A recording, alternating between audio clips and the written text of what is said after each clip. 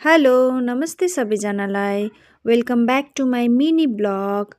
हाम्रो जलपाइगुडीको लोटा देवी काली मन्दिर चाहिँ 69 इयर्स पूर्ण भएकोमा काली पूजा भएको छ। प्लस मन्दिरको वरिपरि चाहिँ मेला पनि बसेको छ। यो जुन चाहिँ पुल देख्नुभयो तपाईँहरूले सिमेन्टेड, त्यो चाहिँ पहिला काठको पुल थियो।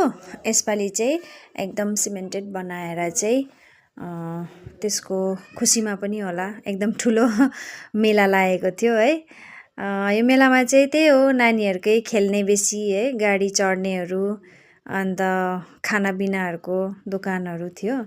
मेरो नानी चाहिँ अब यो गाडी देखेर चाहिँ ऊ हतार हतार अगाडि अगाडि जाँदै म गाडी खेल्छु भन्दै हो। अन्त चढाइदिएँ, ऊ मजाले खेल्यो पनि। बेसी घुमेर होला, रिङ्गटा लागेको जस्तो भयो होला कि खेल्दिनँ ममा भयो भनेर चाहिँ अन्त निकालिदिएँ। त्यहाँदेखि चाहिँ जुलापीहरूको दोकान चाहिँ पुरा थियो। यसपालि चाहिँ त्यो सेतो जुलापीहरू राखेको थियो, चामलको पिठोको भनेर भन्दै थियो।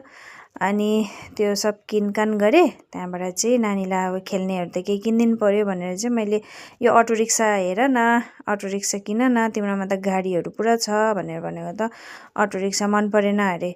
अन्त हेलिकप्टर किन्छु अरे। अन्त हेलिकप्टर किनिदिएँ। हेलिकप्टर किनेर चाहिँ अन्त अब मेला घुम्नु आएपछि त केही त खानु पऱ्यो है। अन्त मोगलाईहरू अर्डर गरेर हामी सबैजनाले खाएँ। नानीलाई पनि अलिअलि पिरो नभएको चिजहरू खिलाइदिएँ। अनि यहाँबाट चाहिँ फेरि अब घर लानु लागि चाहिँ जुलापीहरू किनेँ। यो जुलापी चाहिँ सेतो जुलापी, यो चाहिँ चामलको पिठोको अरे कि एकदम दामी हुन्छ।